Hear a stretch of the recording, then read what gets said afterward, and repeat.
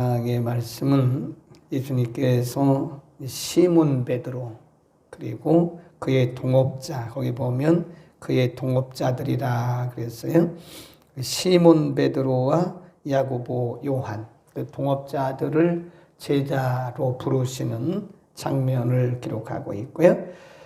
마태복음 5장에도 보면 예수님이 갈릴리 호수를 지나가시다가 베드로, 야고보, 요한 이런 사람들을 제자로 부르시는 장면이 나오는데, 마태복음에서는 예수님이 지나가시다가 그냥 부르신 거로 나오고, 누가는 좀 세밀하게 그 내용을 기록을 하겠습니다. 어떤 과정을 통해서 부르셨는가. 1절에 보면 무리가 옹이하여 하나님의 말씀을 들을새 예수는 게네사렛, 이게 갈릴리를 게네사렛이라고도 합니다. 갈릴리 호숫가에 서서 호숫가에 두 배가 있는 것을 보시니 어부들은 배에서 나와서 그물을 씻는지라. 예수께서 한 배에 오르셨다. 우리가 보면 예수님께서 이렇게 지나가시다가 그냥 지나가신 게 아니고 의도적으로 목적을 가지시고 갈릴리 호수를 지나가시다가 시몬의 배에 올라가신 거예요. 거기 배 두 개가 있는데 시몬의 배에 들어가셔서 거기서 말씀을 가르치신 중에 일어난 일이다. 근데 지금 우리가 이런 것을 뭐라 그러냐면, 시몬 베드로가 예수님을 초청한 것도 아니고, 또 누가 예수님이 거기 오리라고 생각한 것도 아니고, 또 시몬 베드로도 마찬가지죠. 그 예수님이 그 배에, 자기의 배에 예수님이 오리라는 것은 꿈도 못 꿨고 예상도 못했던 것이다. 근데 우리가 이걸 뭐라 그러냐면 찾아오신 예수님 그럽니다. 예수님이 일방적으로 오신 거예요. 전혀 예상도 못하고 그냥 시몬과 그의 동업자들은 원래대로 자신의 사업장에서, 자신의 일터에서 원래대로 일을 하고 있었는데, 생활의 현장에서 일하고 있었는데 예수님이 일방적으로 오신 겁니다.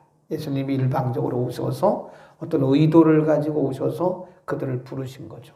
그러니까 우리가 하나님의 자녀가 된 것도 마찬가지, 우리가 하나님의 사역자가 된 것도 마찬가지, 그분이 오신 거지. 우리가 무슨 예수님의 제자가 되리라고, 또 하나님의 사역자가 되리라고 꿈이나 꿨습니까?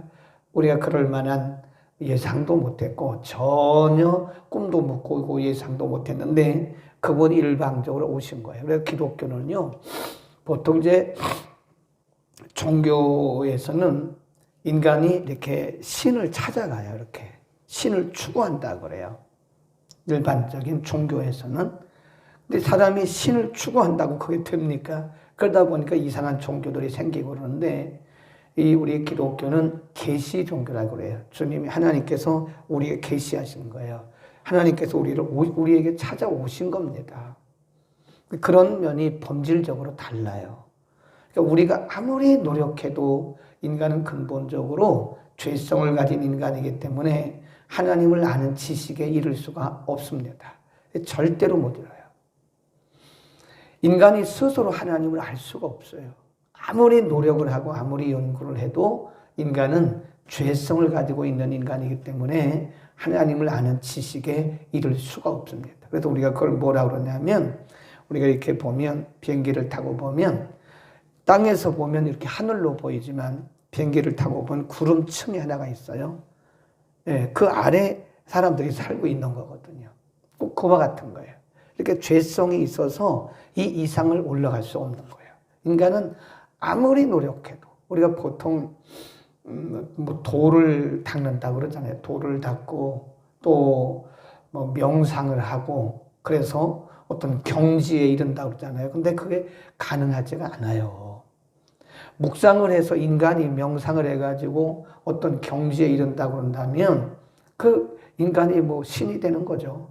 그래서 불교에서 말하는 명상, 그 메디테이팅, 그는 뭐 석가모니 자체가 자기가 보리수나무 아래서 명상을 하다가 어떤 해탈의 지경에 이른 거잖아요. 해탈. 그래서 불교에서는 명상을 하다가 어떤 해탈의 지경에 이르면 그 부처가 된다고 얘기를 하는 거잖아요. 근데 그렇게 될 수가 없어요. 근데 불교뿐만 아니고 일반 종교가 다 그렇게 어떤 명상의 지경에 이뤄서 명상에서 어떤 해탈의 지경에 이른다는데 그렇게 될 수가 없습니다.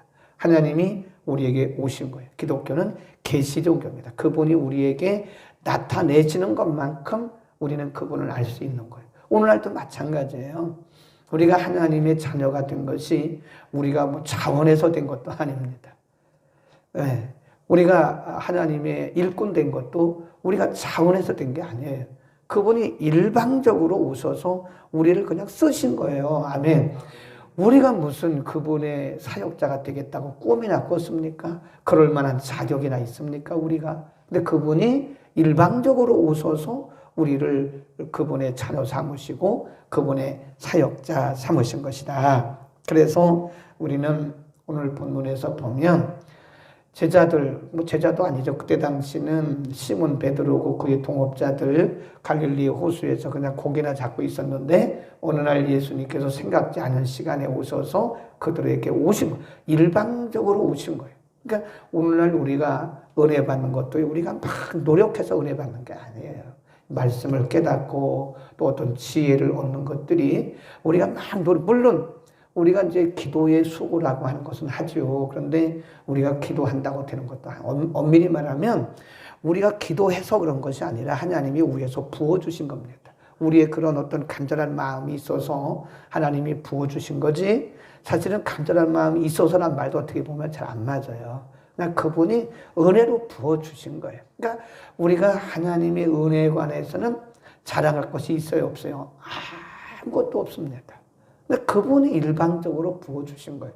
그분이 일방적으로 주신 것이다. 그래서 우리는 그것을 은혜라고 그런다. 그 다음에 시몬 베드로의 배에 올라가셨어요. 그리고 4절에 보면 말씀을 마치시고 시몬에게 이르시되 깊은 데로 가서 그물을 내려 고기를 잡으라. 5절 시작. 시몬이 대답하여 가로되 선생이여 우리들이 밤이 맞도록 수고하였으되 거기다 줄거 놓으세요. 밤이 맞도록 수고. 이거는 인간의 경험을 의지합니다. 경험. 이 사람들이 시몬 베드로 야고보 요한 이 사람들은 출생이 다 갈릴리 출생이에요. 갈릴리 가보면 그 지역이 넓지가 않습니다. 좁아요. 원래 이스라엘 나라 자체가 다 합쳐도 조금해요. 강원도 정도밖에 안 돼요. 다 합쳐봤자. 조그만 나라인데 거기에다가 저 북단에 있는 갈릴리는 아주 좁습니다. 거기서 태어나서 갈릴리 호수에서 평생 보고 자란 게 어렸을 때부터 그거 그물 기고 고기 잡는 거, 배, 그리고 어디 가야 고기가 있고 몇 시 가면 고기가 있고 그런 거는 아주 화나죠. 예, 몇 시쯤 가면 고기가 몰려들고 몇 시에 가면 고기가 없고 어떻게 그물을 내려야 되고 어디에 그물을 내려 이런 거 아주 뭐 경험을 통해서 너무 많이 알고 있죠. 그런데 뭐라 그랬어요? 밤이 맞도록 수고를 했지만 얻은 것이 있어요, 없어요? 없어요. 그러니까 우리의 수고, 우리의 경험을 통해서 우리가 많은 노력을 했는데 이게 다 헛수고가 됐습니다. 이게 예수님 뭐라 그러냐면 배를 가서 깊은 데로 가서 그물을 내려라. 없지만은 말씀에 의지해서 우리가 가겠습니다. 예수님은 깊은 데로 가라 그랬는데 사실 그게 경험상으로 보면 깊은 데는 고기가 없다는 거잖아요. 예수님이 이 말씀을 하실 때 깊은 데로 가면 고기가 없다는 거예요. 이들의 경험과는 전혀 반대의 말씀을 하신 거예요. 예수님이 말씀을 할 시간 그 시간에는 깊은 데는 고기가 없다는 거예요. 근데 예수님 뭐라고 그래요? 깊은 데로 가서 그물을 내리라고. 뭐라고 그래요? 우리가 밤이 맞도록 그렇게 해봤어요. 우리가 우리의 경험을 통해서 밤새도록 해봤어요. 근데 못 잡았어요.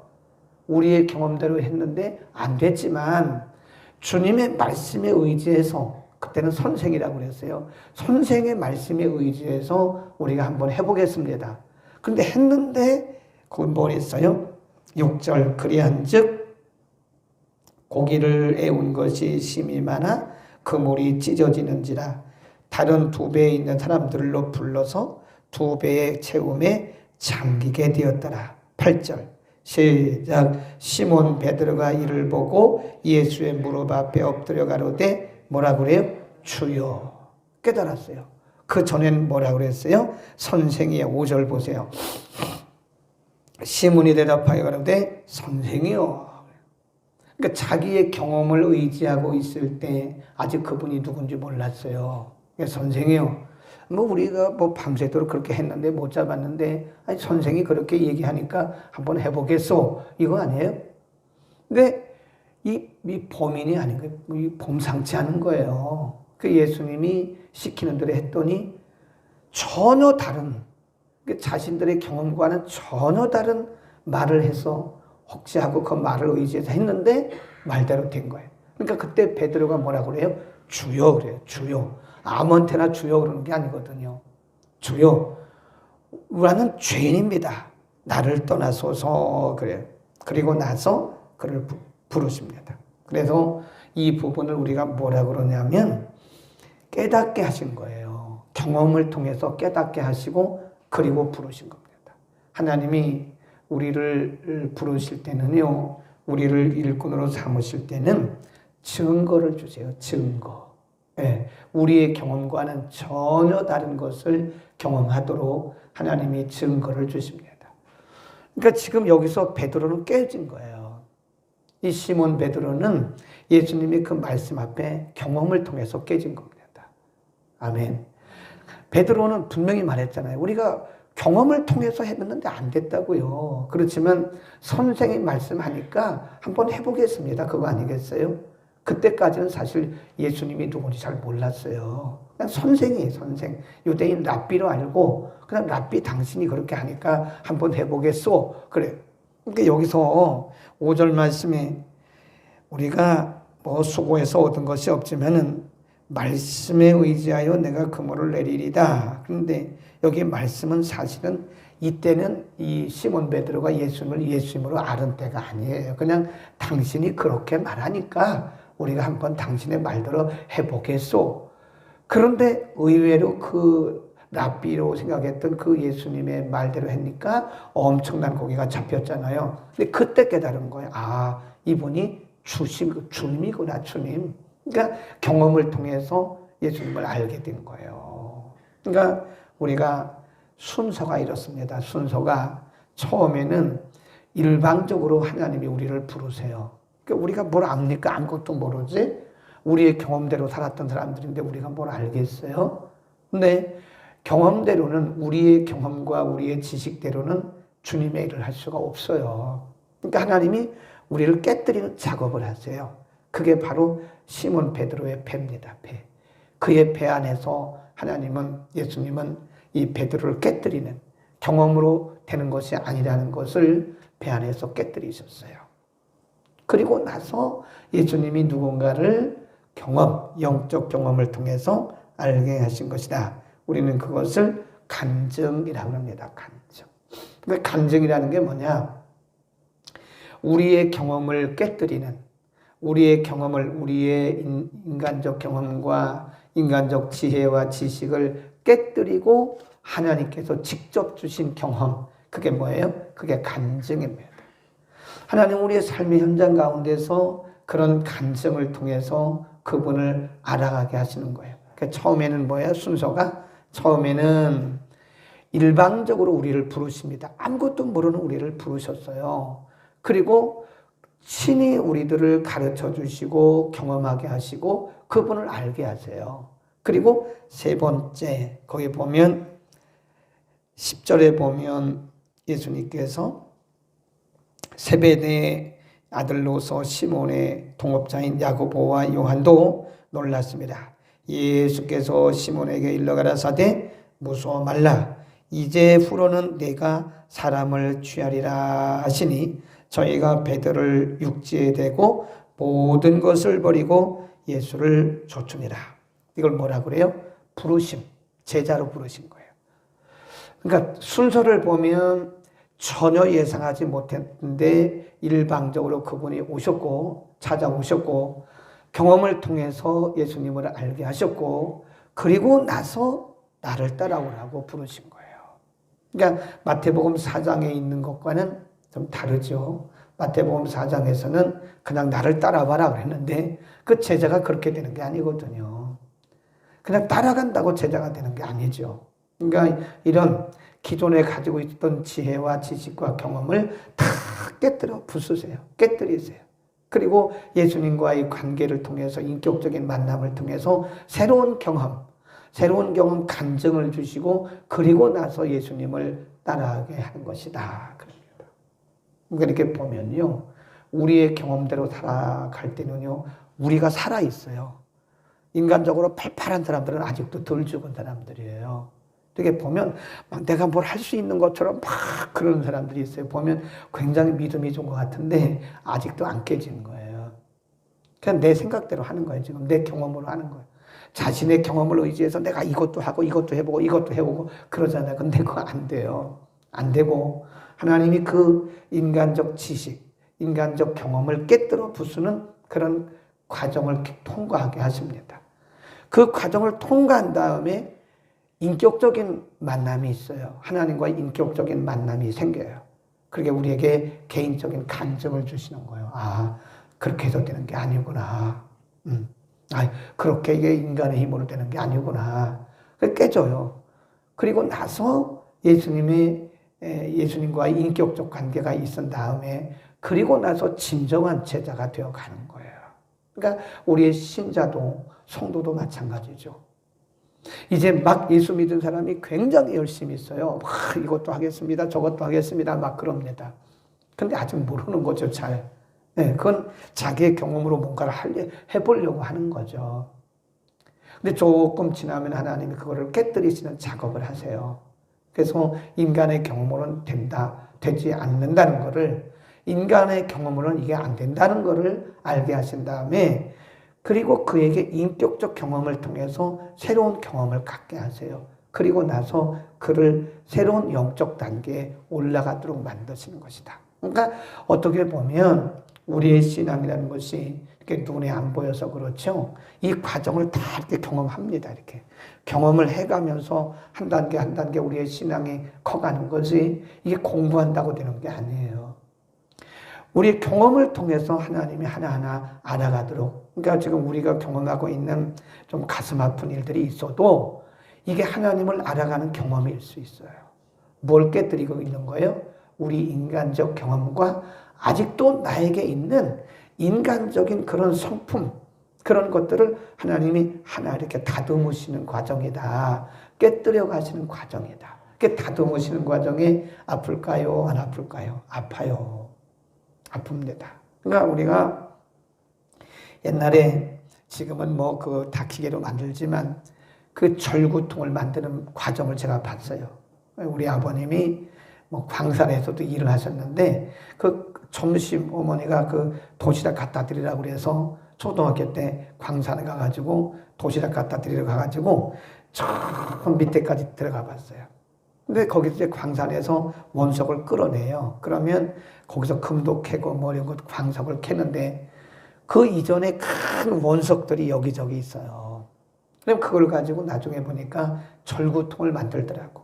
이렇게 그 목줄을 쳐요. 이렇게 잘 안 보이게 이렇게 해놓은 다음에 거기다 정을 대고서 큰 망치, 이 조그만 망치 갖고는 잘 안 깨져요. 근데 큰 한마 있어요. 한마를 대고 정을 대고 그냥 꽝꽝 치면 이게 모난 부분들이 팍팍 떨어져 나가요. 그렇다고 절구통이 된 게 아니에요. 아직도 멀었어요. 그 다음 단계는 조금 작은 정을 대고 조금 작은 망치로 톡톡톡톡 쳐요. 그러니까 우리가 그렇게 만들어져 가는 거예요. 우리는 처음에는 아무것도 모르는 원석의 원석. 우리가 뭐 아는 것 같지만 몰라요. 그냥 철부지야, 철부지. 철부지 같은 우리들, 그냥 우리 경험대로 뭔가를 하려고 하는 철부지 같은 우리들을 부르셔서 하나님이 찾아오셔서 우리를 깨뜨리는 작업을 하세요. 그러니까 지금 우리에게 아픈 부분이 있다면 하나님이 지금 나를 다듬으시는구나 라고 믿으면 틀림이 없습니다. 하나님이 지금 나를 다듬으시는구나. 그러니까 그걸 아프다고 해서 누구를 원망하면 안 돼요. 아프다고 해서 누구 탓으로 돌리면 안 돼요. 하나님이 나를 지금 다듬으시는 과정이에요. 다듬으시는 과정. 나를 다듬으시는 과정. 아멘. 아멘. 집에 계신 분도 아멘. 사람이 하루아침에 제자가 되는 게 아닙니다. 하루아침에 우리가 거룩한 성도가 되는 게 아닙니다. 이런 과정을 다 거치는 거예요. 원석을 갖다가 큰 망치로 큰 정을 가지고 팡팡 쳐서 깨부시듯이, 그리고 다듬어 가시듯이 나중에 가면 정말 아름다운 절구통 하나가 작품처럼 나와요. 지금 베드로가 예수님의 제자로 부르시는 과정도 그렇습니다. 이 과정에서 가장 중요한 것이 뭐예요? 일방적으로 오신 예수님이에요.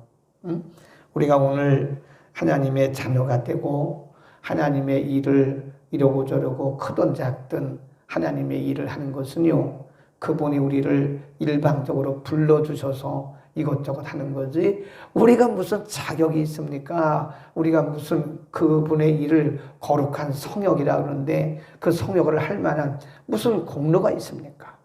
그분이 우리에게 맡겨주셨으니까 이게 하는 거예요. 그러니까 우리는 무슨 고백을 늘 해야 되냐면, 하나님이 우리를 써주시는 것도 감사하다. 아멘. 거기다 써놓으세요. 써주시는 것만도 감사해요. 우리가 어떻게 가타부타 말을 하겠어요? 아니다 기다 우리가 어떻게 그런 말을 할 수 있겠어요? 하나님이 써주시는 것만도 감사하지. 하나님이 저 같은 사람을 일방적으로 구원해 주시고 은혜 주셔서 저 같은 사람을 써주시는 것만도 감사합니다 라고 우리는 그냥 감사해서 주의 일을 해야지. 가끔 보면 이게 주의 일을 하면서도 그냥 이렇게 툴툴거리는 사람들이 있어요. 안 한다 그러고, 못한다 그러고.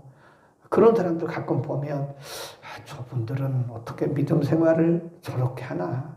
하나님의 은혜를 알고 하는 건가? 모르고 하는 건가? 그런 생각이 들 때가 있어요. 어떻게 저런 말을 하지? 못한다 그러고, 안 한다 그러고, 힘들다. 물론 힘도 들겠죠. 근데 어떻게 저런 말을 하지? 네, 감히 그분 앞에서, 하나님 앞에서 그 거룩하신 하나님이 아무런 자격도 없는 우리들에게, 아무런 공로도 없는 우리들에게 그분이 일을 주신 것만도 감사한데. 아멘. 나를 구원하시고 어떤 사역을 맡기시는 그것은 내 능력도 아니고 내가 자원한 것도 아니고 내가 무슨 실력 있는 것도 아니고 그분이 우리에게 맡겨주신 거예요. 일임하신 거예요. 그러니까 그건 내 마음대로 된 게 아니라 내 능력대로 된 것이 아니라 그분의 뜻대로 우리에게 주신 것이다. 그래서 우리는 항상 잊지 말아야 할 것이, 하나님이 내게 일을 맡겨주신 것만도 감사하다. 감히 우리가 하나님 앞에 이렇다 저렇다 할 말이 없어요. 그분이 그냥 맡겨주신 것과도 감사하죠. 아멘. 옛날에 저는 개인적으로 이 교회 사이즈에 대해서 참 굉장히 그 스트레스가 있던 사람이에요. 아무리 노력해도 이게 안 되는 거라. 근데 느낀 게, 이게 노력해도 되는 게 아니구나. 이게 교회 크기도 어느 정도까지는 노력해서 뭣도 하고 뭣도 해도 그게 될 것 같잖아요. 해보세요. 되나? 안 되더라고. 그게 하나님이 정하신 그릇이더라고요. 그래서 교회 사이즈가 크다 그래서 능력 있는 것도 아니고요. 그냥 하나님이 그냥 필요에 따라서 맡기신 거예요. 이만큼. 그래서 우리가 크면 큰 대로 하나님이 맡겨주신 거고, 작으면 작은 대로 하나님 맡겨주신 거고, 그래서 지금은 거기에 대해서 전혀 생각하지 않습니다. 그냥 하나님이 보내주시는 대로, 하나님 맡겨주신 대로 그냥 감사하면서 하는 거지. 교회가 크든 작든, 옛날에는 큰 교회 목사님들을 굉장히 크게 보고 위대하게 봤는데 나중에 보니까 또 그것도 아니더라고요. 그냥 하나님이 그래서 맡기신 거지. 그럼 저 시골에 계신 목사님들은 능력 없어서 시골에 계시나요? 그것도 아니더라고요. 보니까 하나님이 그릇대로 이 사람에게는 이만큼 맡기시고 그릇대로 저렇게 맡기신 거지, 그분이 무슨 능력 있고 또 실력 있고 그런 건 아니더라고요. 그냥 하나님의 필요에 따라서 맡기신 것이다. 그래서 우리는 크든 작든, 우리의 그릇이 크든 작든 하나님의 필요에 따라서 우리에게 맡기신 것이기 때문에 그래서 우리가 할 생각은 뭐예요? 그냥 맡겨주신 것만도 감사하다. 하나님이 나 같은 사람에게 하나님의 일을 맡겨주신 것만도 감사하다 하는 마음으로 우리의 평생 주님을 섬기기를 축원합니다. 돌아가신 아버지, 아무런 자격도 없고 공로도 없는 우리들을 하나님께서 일방적으로 오셔서 구원해 주시고 아무런 능력도 없는 우리들을 가르쳐 주시고 새로운 경험들을 하게 하시고 간증을 하게 하셔서 하나님과의 일방적, 하나님과의 개인적 경험을 하게 하시고 또 우리를 부르셔서 하나님의 거룩한 성역에 동참하도록 권해 주심을 감사합니다. 그러고 하신 아버지, 우리가 하나님의 자녀될 만한 자격도 없고 또 하나님의 거룩한 성역을 맡을 만한 자격도 없지만 하나님의 필요에 의해서 하나님이 일방적으로 은혜로 우리에게 귀한 일을 맡기셨으므로 우리의 평생에 감사한 마음이 떠나지 않게 하여 주옵소서. 어떤 일을 우리에게 맡기셨던 하나님이 우리를 도구로 써주시는 것만도 감사해서 우리가 늘 감사와 감격의 마음이 넘쳐나게 하여 주옵소서. 거룩하신 아버지, 우리의 생애 동안 이 땅에 있는 동안 우리들을 통해서 크나 작으나 하나님의 나라가 이 땅에 증거되고 확장되게 하시니 감사하고 오늘도 우리의 삶의 현장에서 각자에게 맡겨주신 사역을 따라 감사함으로 넉넉히 감당하게 하여 주옵소서. 오늘도 가정에서 교회 현장에서 말씀 듣고 감사함으로 감격함으로 주의 일을 감당하기를 원하는 주의 모든 권속들 위에 성령의 충만함으로 부어 주옵소서. 예수 그리스도의 이름으로 기도드립니다. 아멘. 교회 머리가 되시는 우리 구주 예수 그리스도의 은혜와 하나님 아버지의 무한하신 사랑하심과 성령님의 내주 교통 충만 역사하심이 오늘 하나님의 일방적인 사랑을 받고 하나님의 자녀되고 하나님의 사역자된 우리들이 기쁨과 감사함으로 사역하기를 결단한 모든 주의 권속들 머리머리 위에 이제와 영원까지 함께 계실지어다. 아멘. 우리 불을 끄시